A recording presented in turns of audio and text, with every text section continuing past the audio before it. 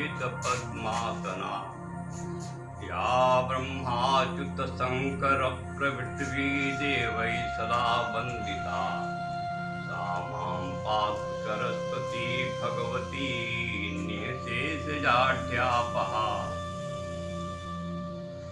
समय कम है और जहाँ भगवान की कथा का शुभारंभ होता है, भगवत कथा का जहाँ शुभारंभ किया जाता है, उस अवसर पर भगवती सरस्वती का जब आवाहन किया जाता है तो दौड़ी हुई ब्रह्मा के धाम को छोड़ करके दौड़ करके वो आती है। इसीलिए माँ भगवती के चरणों में अपने मस्तक को झुका करके और हमारे बगल में जो हमारे स्वर्गीय पिताजी हैं, इनके चरणरज को प्रसाद के रूप में ग्रहण करके मैं भगवत कथा के कुछ अंश का वर्णन करूंगा। भागवत के संबंध में कहा गया है कि यह एक ऐसा ग्रंथ है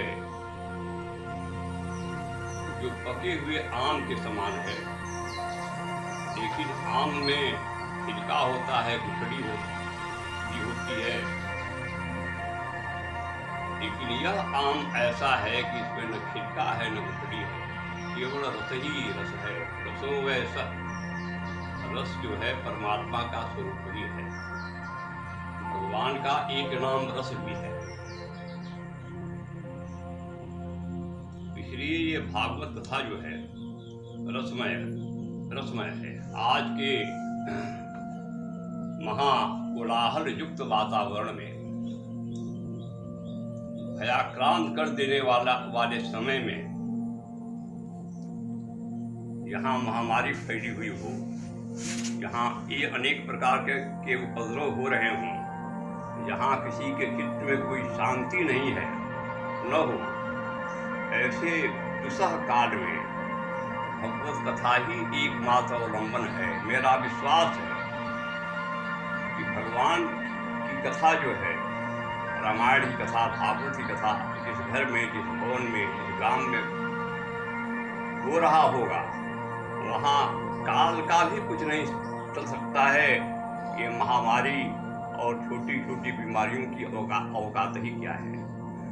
तो इस काल से अपेक्षित यह जो है समयोचित समय में ये भागवत के कुछ अंश का मैं पाठ कर रहा हूँ। प्रसंग है कि कंस जो है देवकी, थोड़े में कह रहा हूँ, कंस जो है देवकी के 7 पुत्रों को मार चुका है। 8वें गर्भ में साक्षात नारायण देवकी के आते हैं। वो देवकी के गर्भ में प्रवेश करते हैं, जिनके गर्भ में, जिनके उदर में पूरा ब्रह्मांड ही समाहित है। जिस भगवान के उदर में, वह ये देवी भगवती के गर्भ में आते हैं। कैसी लीला है भगवान की, जो सबके माता पिता हैं, वे किसी का पुत्र बन करके आते हैं। क्यों? इसलिए केवल भक्तन चलागी, केवल भक्तों के लिए। या की रही भावना जैसी, हरि मूरत देखी यतिन तैसी। भगवान को कोई पुत्र के रूप में चाहे, कोई सखा के रूप में चाहे, कोई अपने प्रेमी के रूप में चाहे, सच्चा प्रेम अगर है, सच्चे दिल से अगर चाहता है तो भगवान उसे मिल जाते हैं। कई जन्मों के तपस्या के प्रभाव से भगवान देवकी के गर्भ में आते हैं। देवकी जेल में बंद है। देवकी और वसुदेव, उनके हाथों में हथकड़ी और बेड़ी लगी हुई है। जेल के फाटक बंद हैं, चारों तरफ से पहरेदारों का पहरा है। कंस की तरफ से यह विज्ञापित कर दिया गया है कि जब भी पुत्र पैदा हो, बालक पैदा हो, क्यों ही उनको किया जाए। ऐसी दशा में भगवान जो प्राकट्य का वेला आता है, प्रकट होने का वेला आता है। जब भगवान की भक्ति हृदय में आती है तो सारा संसार ही बड़ा शांतमय और सुंदर लगने लगता है। भक्ति के आने मात्र से ही मन प्रसन्न हो जाता है, दिशाएं जो है सुखमय हो जाती हैं और शत्रु भी अपने मित्र के रूप में दिखाई देने लगता है। तो यहाँ भगवान ही गर्भ में आए हैं, उस समय की स्थिति का क्या वर्णन करना है श्री सूर्य कहते हैं, यद सर्वगुणोपेत काल परम शोभनः प्रियो वाचनं प्रत्यक्षं शान्तं ग्रहतारकं चेतगौनं निर्मलो दुर्गुणोदयं मही मंगल विपुर ग्राम वजाग्रास नत्य असंतसरिलाय जलुरहस्य विजाति कुटुंबाद अस्तुत्रापणराजय वयो वायोस्कस्प कुड्य गंधव शुचि अग्नस्य ज्ञानीनां शांत हस्तसंबंधिनं मनस्यासन प्रसन्नानि साधूनाम हृदयाशयां जामयानि तस्मिन् नेतुं दर्पयो देवी। कहते हैं कि भगवान जब गर्भ में आते हैं, आ गए और प्रकट होने को हैं तो उस समय की स्थिति क्या हुई, सारी दिशाएं अत्यंत सुंदर हो गई, वह समय अत्यंत सुशोभित हो गया, ग्रह नक्षत्र तारे सब शुभ फल प्रदान करने वाले हो गए, सारी दिशाएं पूर्व पश्चिम उत्तर दक्षिण मंगलमय वेदा के रूप में परिवर्तित हो गई। नदियां जो है, जो यमुना नदी है वह अत्यंत सुंदर धारा से धीरे धीरे बहने लगी। शीतल मंद सुगंध हवा जो है यमुना के जल को स्पर्शित करता हुआ बहने लगा और संतों का हृदय एकदम से शांत हो गया, संत प्रसन्न हो गए। इस समय में देवताओं के यहाँ भी स्वर्ग लोक से दुंदुभियां बजने लगी। सूक्ष्म रूप से सारे ऋषि मुनि आकर के भगवान के स्तुति के लिए सूक्ष्म रूप से वहां आकर के स्थित हो गए, खड़े हो गए, अलक्षित होकर के नहीं दिखाई दे रहे थे वो। उसी समय अद्भुत बात हुई, अद्भुत एक घटना घटी। क्या?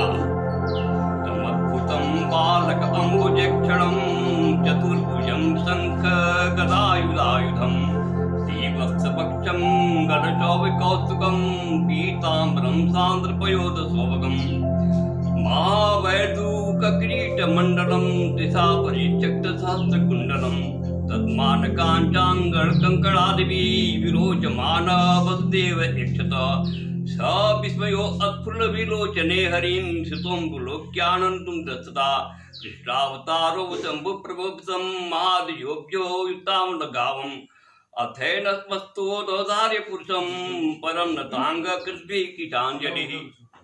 बालक प्रकट हो गया।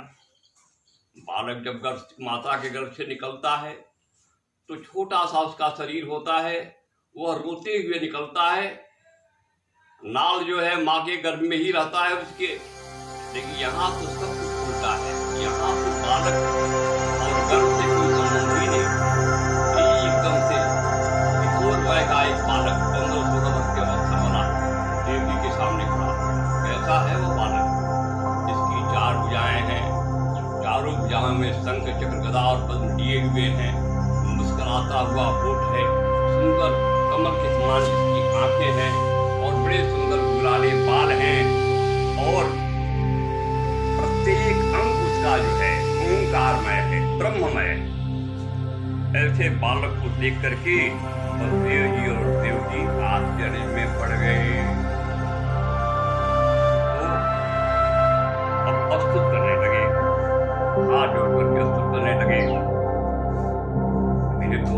भगवान साक्षात पुरुष प्रत्येपर केवलानुभवानंद आनंद स्वरूप सर्वबुद्धिदृक् स्व एव अस्तित्वं सप्तकार्य त्रिगुणात्मकं वदुशास्त्रतिष्ठं भासते तेमे वृत्ता भावास्ताते वृत्ते सह नानावर्याभ्य पूजा विधानभ्यन्ति प्राप्य दृश्यन्ते अनकाइव प्राणेन विद्यमानत्वं तेषां यत् संभवः। कहते भूदेवी प्रभु हे नाथ, मैं जान गया, मैं ये समझ गया कि आप जो है साक्षात नारायण, क्योंकि यह गुण, यह औदार्यता, उदारता प्राकृतिक पुरुष में हो ही नहीं सकता। आप साक्षात नारायण हैं और संसार का जो भार बढ़ गया है, पापों का जो भार संसार पर बढ़ गया है, उसके उद्धार के लिए, उसको समाप्त करने के लिए आपका प्राकट, आप प्रकट हुए, गर्भ से पैदा नहीं हुए, आप तो जगत पिता हैं, आपका पिता बड़ा कौन हो सकता है। आपको मेरा जो है बारंबार प्रणाम है। भगवान बुद्धेन मे रक्षणे प्राय गुणे संतापि तद गुणाग्रह अनाप्यात् वैरन्तरन्दते सर्वस्य सर्वात्मन आत्मवसतो यमाश्रित्यं गणे सन्ति गुणानुवाद च तन्मीटितं सम्यक् पदस्तमुपासं स्मां तपोति जन्मा सिद्धयां जो अस्य निहारा गुणदार्भिक्यां अविकरे ब्रह्मण्ये निरुद्धते तवासि ये च सिद्धे प्रेम ततो वे विवरणितो प्रेत ममाकिनेश्वर अखिल संज्ञा कोटि युतपे निर्गुणमाना नित्यं अयं काव्यं ते पुनोभिः सत्तादिगाक्य गणते पुत्रत्र स्वते निवसारं पुरुषे समर्पितं सत्तानुवेदा वर्त्याप्यायुः। कहते हैं जलमिक्षम महापुरुष लक्षणम देवकी तां गावता कंथा सीता सुविता देवकी डर गई। वसुदेव की पत्नियों कृष्ण की माता देवकी डर गई। वह समझ में नहीं उसको आ रहा था कि हमें क्या देख रही। यह अद्भुत नजारा है, एक अद्भुत प्राकट्य, एक परब्रह्म परमेश्वर जो सार तत्व है उसका प्रत्यक्षीकरण और ये प्रकटीकरण, ऐसा रूप जो संसार में परम दुर्लभ है, हो ही नहीं सकता है। यह सब देख करके वह भयभीत हो गई और फिर हाथ जोड़कर कहती है रूपम यत्तत प्रवर्मध्यमाद्यम ब्रह्म निर्गुणम निर्विकारम सत्ता मात्र निर्विशेषम निरीहम सत्वं साक्षात विष्णु अध्यात्मदीप। कहती हैं प्रभु हे भगवान, आप सत्ता मात्र हैं, आप ही सब कुछ हैं संसार में, आपके अलावे कुछ भी नहीं है, आप ही संसार की सत्ता हैं। या संसार की सत्ता जो दिखाई दे रही है वह आपके सत्ता से ही दिखाई दे रही है। और क्या है? परम ज्योति हैं, सनातन ज्योति हैं। वहाँ आप जाइए, यहाँ ज्योति दुर्गा जी की जलती रहती है। ये 3 ज्योतियाँ ज्वाला में ज्योति है। आप सबको दिखाई, आंखों से दिखाई देते हुए भी आप निर्गुण हैं। आप जो है निर्गुण हैं, संसार ही आपका घर है। और अध्यात्म के, अमृत के जो आप देख रही हैं, आपका ध्यान जो कर दिया, आपकी भक्ति जो कर दिया, वह अमर हो गया। ऐसे आप हैं प्रभु। नष्टे लोके प्रार्थवसाने माप्तेत्याभूतं गतेषु यस्ते अव्यक्तं कालवेगेन याते भवाननेक चित्ते चेतजङ्ग्य सोऽयं कालस्य ते बन्धवो चेष्टामुचष्टे येन विश्वम् उन्मेष निर्वासान्तो महीयां तं तेषाणां जन्तां प्रपद्यते। कहती हैं क्योंकि आप अव्यक्त हैं, लेकिन जब भी चाहते हैं अपने को व्यक्त करते हैं। यानी निर्गुण है आप, लेकिन जब भी चाहते हैं प्रकट हो जाते हैं। यह काल का चक्र जो संसार में चल रहा है, काल वेगे नहीं आते। यह काल का वेग जो चल रहा है वह उसका वेग आप ही हैं, यानी आप काल स्वरूप हैं। सारे संसार के गुरु हैं। शिक्षते भवानेक शिक्षते चेता संज्ञा। सब कुछ समाप्त हो जाने के बाद प्रलय काल में जो कुछ बचा रहता है वह आप ही हैं।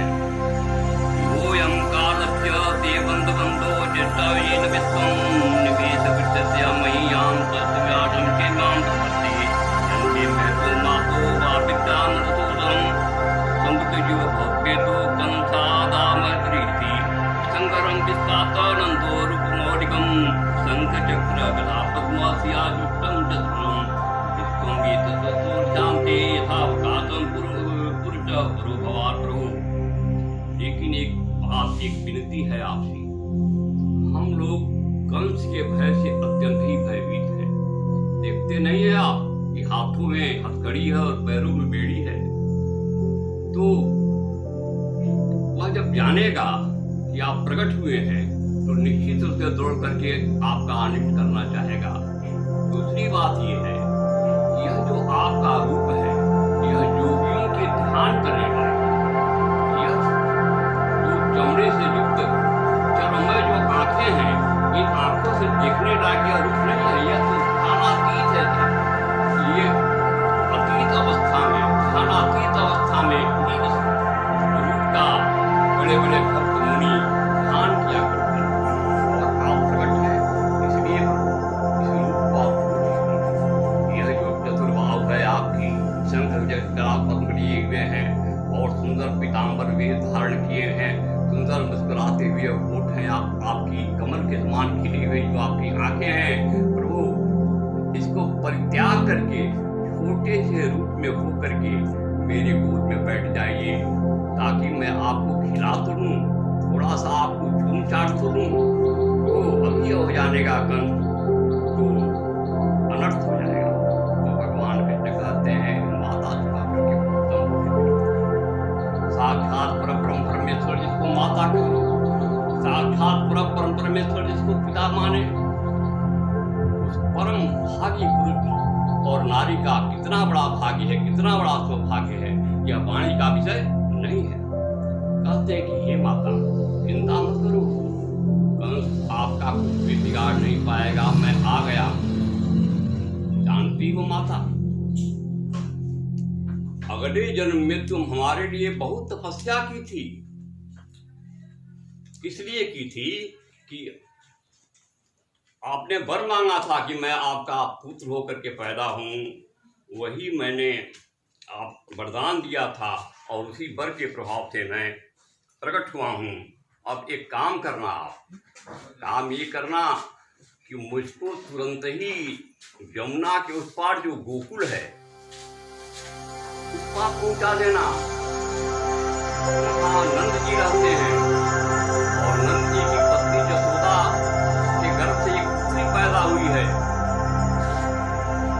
तो हमको हमारे पिताजी वहाँ पहुँचा देंगे, अभी पहुँचा दे। 12 बजे रात का समय हो रहा था, भादों का महीना था, अभी पहुँचा दे और किसी प्रकार से भय न करे, ऐसा कर करके भगवान छोटा सा रूप बना करके और देव जी के गर्भ में गोद में आ गए और उधर रोए नहीं, क्योंकि रोते अगर तो गड़बड़ हो जाता, हल्ला हो जाता। राम जी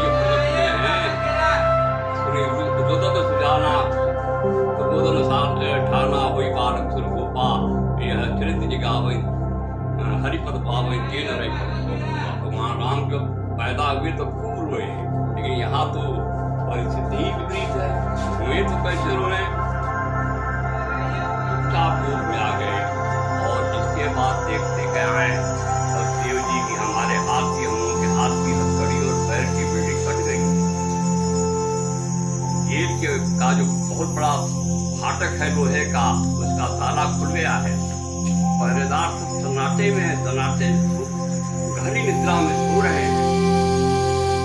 यह आश्चर्य में बातों को देख करके देव जी ने क्या किया, वही इकट्ठा हुआ, उसी सुख में बालक को सुला दिया और उस अंधेरी रात में निकल पड़े गुरु के पास। भगवान कृष्ण को कहा था कि उसको पहुंचा देना। जाने के बाद भादों का महीना था, ही अंधियारी रात थी, अष्टमी की तिथि थी और यमुना नदी बढ़ी हुई थी, काफी बाढ़ आ गया था यमुना में। बादल घिरे हुए थे, आकाश में धीरे धीरे पानी भी बरस रहा था।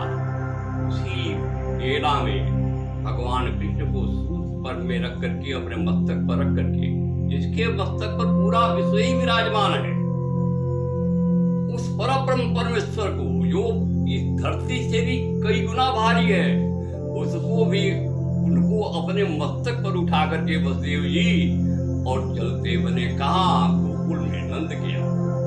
आगे जब जाते हैं जमुना पड़ी हुई है,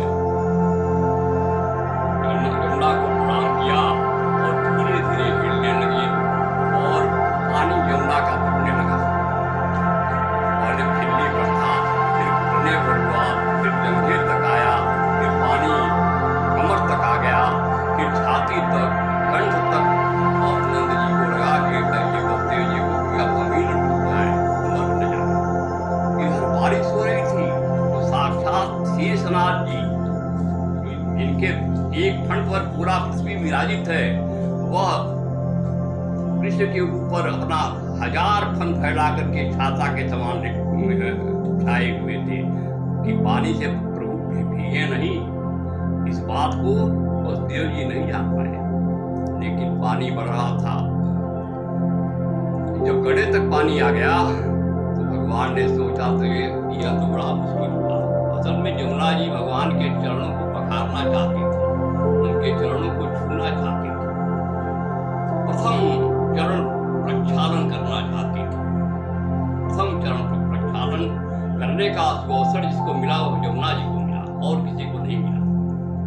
बाद में बहुतों ने धोया, विदुर ने धोया और तमाम लोगों ने भगवान के चरणों को धोया, लेकिन प्रथम प्रक्षालन जो है जमुना जी ने किया।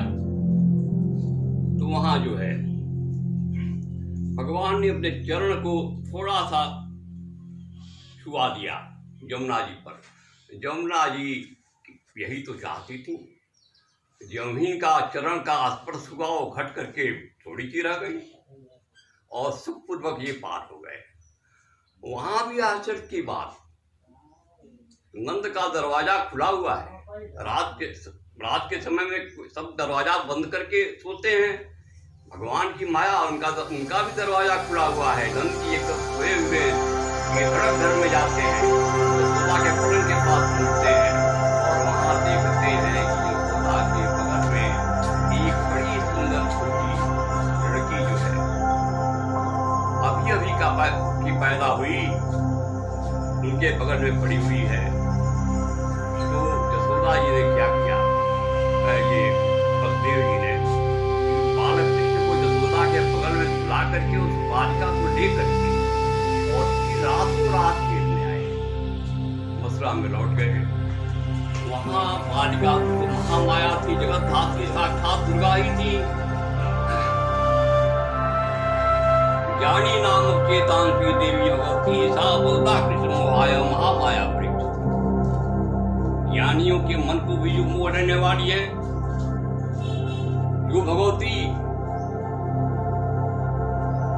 बड़े बड़े ऋषियों मुनियों को भी माया में फंसा देने वाली जो शक्ति है, वही दुर्गा है, वही साक्षात दुर्गा थी। जो आई तो जोर जोर से रोने लगी। वृक्ष पैदा हुए तो रोए ही नहीं और ये जोर जोर से रोने लगी। अब जब जोर जोर से रोने लगी लड़की, तो सब पहरेदार जो है हड़बड़ा करके उठे। पैदा हो गया, लड़ाई सुनते आप तुरंत एक दो बजे रहा होगा, रात की तुरंत कंस के पास जाकर के पहुंचते हैं तो कहते हैं कि महाराज आपका पुत्र जो है जन्म नहीं हुआ। और कंस वहां से गिरता पड़ता दौड़ता हुआ आता है जेल खाने में, बालिका के पैर को पकड़ करके गिरता है। कहती है भैया हमारे 7 पुत्रों को जो देवताओं के समान थे उनको जब ने वध कर दिया, यह लड़की है, इससे तो तुमको भय है नहीं, इसलिए इसको छोड़ दो। इसी का मुंह देख करके मैं अपने को धन्य मानूंगी, मैं जी लूंगी। इससे तुम्हारा क्या भला डर है। लेकिन कंस की जाके मति ब्रह्म होई खगेता अशोक पश्चिम दिनेता। जो पगला जाता है, जिसकी मति भ्रष्ट हो जाती है, वह पूरब को पश्चिम समझता है और पश्चिम को नहीं माना। कहा कि नहीं है तो तुम्हारे गोद से ये पेट से ही पैदा हुई है लड़की, अगर यह नहीं मारेगी तो हो सकता है कि इसकी शादी होगी, इससे बच्चे पैदा होंगे, कोई हमको मारे, इसलिए इसको हम छोड़ेंगे नहीं। ऐसा कह करके खींच करके गेट के बाहर एक बहुत बड़ा पत्थर पड़ा हुआ था, उसी पर जोर से पटका। पटकते ही वह लड़की जो है आदि शक्ति भगवती दुर्गा यन माया वसवर्ति विश्वमखिलम, इनकी माया से सारा विश्व मोहित है। हाँ। देवी प्रपन्नार्ति हरे प्रसीद प्रसीद मातरे जगतोऽखिलस्य प्रसीद विश्वेश्वरि पाहि विश्वं तमीश्वरी देवी चराचरस्य। जिनके बिना भगवान का अवतार ही नहीं होता है। जब भी भगवान अवतार देते हैं शक्ति के साथ ही, दुर्गा के साथ ही पैदा होते हैं। राम हुए तो सीता बन करके दुर्गा आई, कृष्ण बने तो राधा रुक्मिणी बन करके दुर्गा आई। इनका दुर्गा का स्वतंत्र अपना अस्तित्व भी है। बिना नारायण के अवलंबन के ये प्रकट होकर के महिषासुर इत्यादि शुंभ इत्यादि राक्षसों का जिसने वध किया था, वह दुर्गा जो है ज्यों पटका त्यों उनके हाथ से छूट गई। छूटने के बाद निराधार आकाश में स्थित हो गई दुर्गा, और स्थित होकर उसकी 18 भुजाएं हो गई। 18 भुजाओं में अस्त्र सुशोभित होने लगे, सिद्ध चारण गंधर्व इत्यादि अस्तुत करने लगे। और उसने कहा, उस लड़की ने कहा, मूर्ख, हमको क्यों मारना चाहते? हमारा मारने वाला तो पैदा होगा।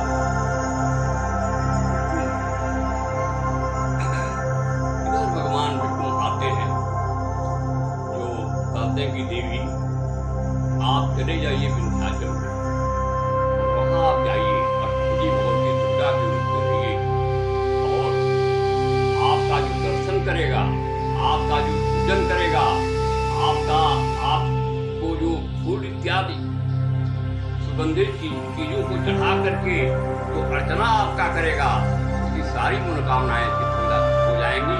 आप विंध्याचल में चले जाइए। वह भगवती भगवान कृष्ण परम धाम को चले गए, लेकिन वह भगवती दुर्गा आज भी विंध्याचल में विराजमान है, और उनका दर्शन पूजन करता है, और बड़े भाग्य से ही कर पाता है।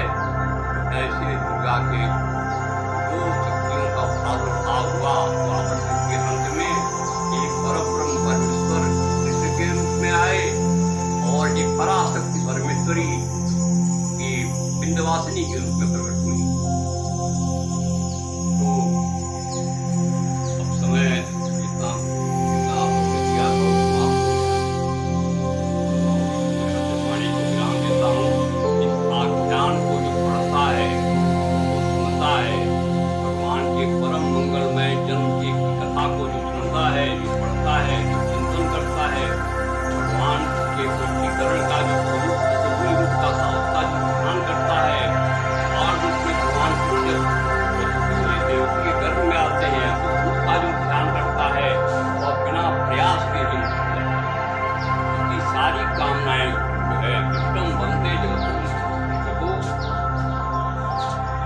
कहा गया है, और कृष्ण को माता भी कहा गया है। त्वमेव माता पिता त्वमेव।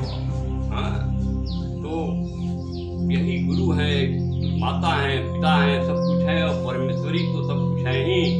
इन चरित्रों को जो सुनता है, उसका मन संसार से विरक्त होकर के भगवान के चरणों में लग जाता है। सांसारिक काम जो करता है उसको सुख मिलता है, उसके कुटुंब में, परिवार में कोई बीमारी नहीं होती है, मंगलमय कोई घटना घटित नहीं होती है। ऐसा यह सुंदर भगवान का जन्मराज है, जिसको मैं यहीं पर समाप्त कर दे रहा हूँ। थोड़ा सा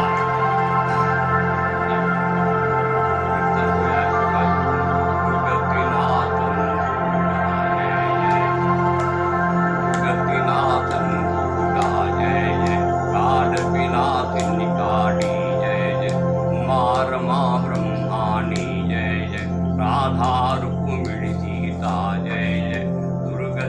विनाशन दुर्गा जय जय, काल विनाशिनी काली जय जय, उमा रमा ब्रह्माणी जय जय, राधा रुक्मिणी सीता जय जय, नमो ब्रह्मणे देवाय गो ब्राह्मणिताय जय जगदिताय कृष्णाय गोविंदाय नमो नमः।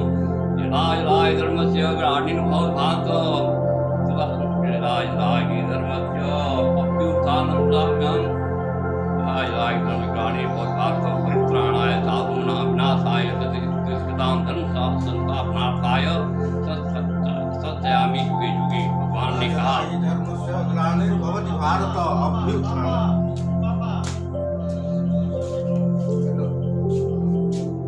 तो इस तरह से भगवान का जो है जन्म होता है जो बड़ा मंगलमय होता है। भाई ऐसा है कि भगवान का चरित्र है अगाध है, जो सज्जन सुन रहे होंगे बाहर के लोग, ये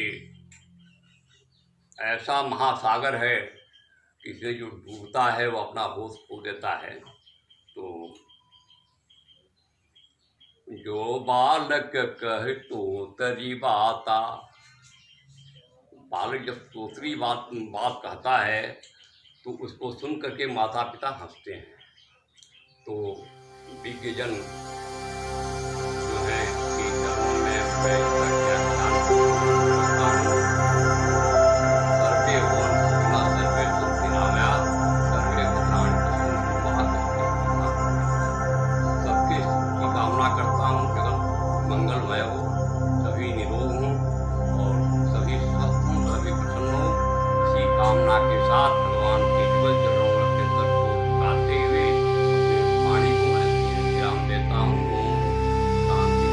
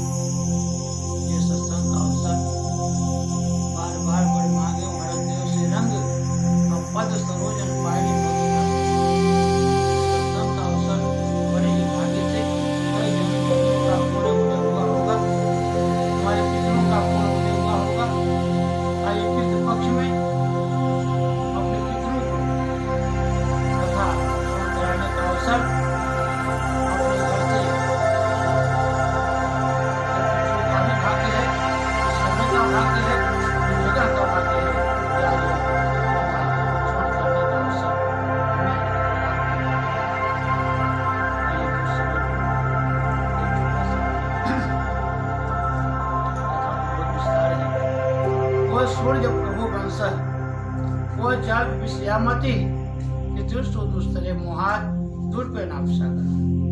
कहाँ प्रभु का यह चरित्र अथाह समुद्र और कहाँ छोटा समुद्र बुद्धि एक छोटे से नौका से पार पाना चाहे तो गुरुजनों के आशीर्वाद से आपको श्री बाबा जी के पास उनके चरणों के आशीर्वाद से पितरों के चरणों के आशीर्वाद से कात्यायनी महामाये भवानी भुवनेश्वरी संसार सागरे मुद्रम कृपालय ब्रह्मा विष्णु शिवाराधे प्रसाद जगदम्बिके मनोभिलसुतं वरं देहि मां कात्यायनी नमोस्तुते। नमो देव्यै महादेव्यै नमो देव्यै महादेव्यै शिवाय सततं नमः। नमः प्रकीर्तिभद्राय स्नेता प्रणताय स्मृतं गुरुमूर्ति मुखचन्द्रमा गुरुमूर्ति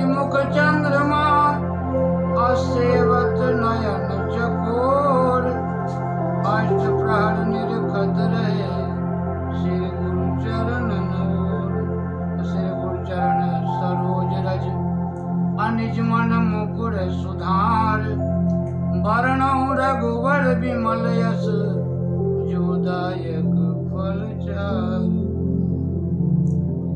तो देवक्यां पलितो गर्भे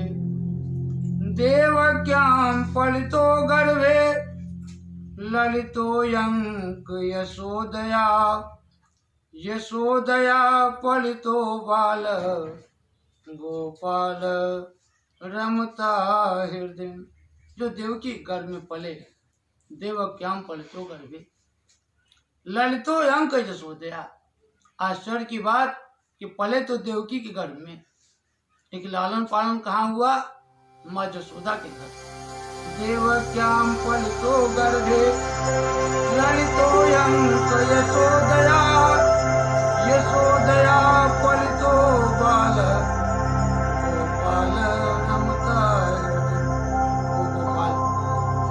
हम सभी भक्तों के हृदय में निवास करने वाले आज के वातावरण, आज का यह संकट, तमाम तरह की महामारी जो चल रहा है, इसका निवारण करेंगे।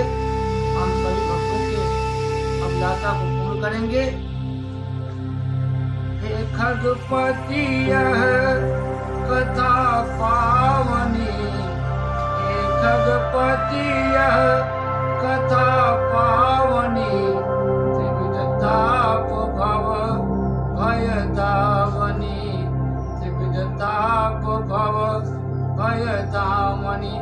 ये कथा, ये आज का प्रसंग, ये तीनों तापों का निवारण करने वाला है। अब प्रभु का अवतार भक्तों के हित के लिए ही होता है। विप्रधेनु सुर संत हित और लीन मनुज अवतार, अनिज इच्छा निर्मित गुण माया तू गोपाल। तू गोपाल हम सभी भक्तों का कल्याण करेंगे और साथ साथ सभी हमारे शिष्यों के मुख से कथा सुन कराने का ये अवसर प्राप्त हुआ, सुनने का अवसर प्राप्त हुआ। संतों के साथ अपने वाणी को विराम देते हुए हमारे इस नंबर पर हमारे वीडियो को अगर आप दिया हो कीजिएगा, कीजिएगा। नंबर है 7752 नंबर है, जो माया शक्तिपीठ उत्तर प्रदेश। मिश्रा हमारे पिताजी हैं, रामनिवास मिश्रा, और हमारे बाबा जी हैं स्वर्गीय श्री चंद्रदेव मिश्रा। आज आपके बीच में अपने वाणी को विराम। सर्वे भव सुखना, सर्वे संत निरामया, सर्वे भद्राणि पश्यन्तु, मां कस्य दुःख भाववे। ओम शांति।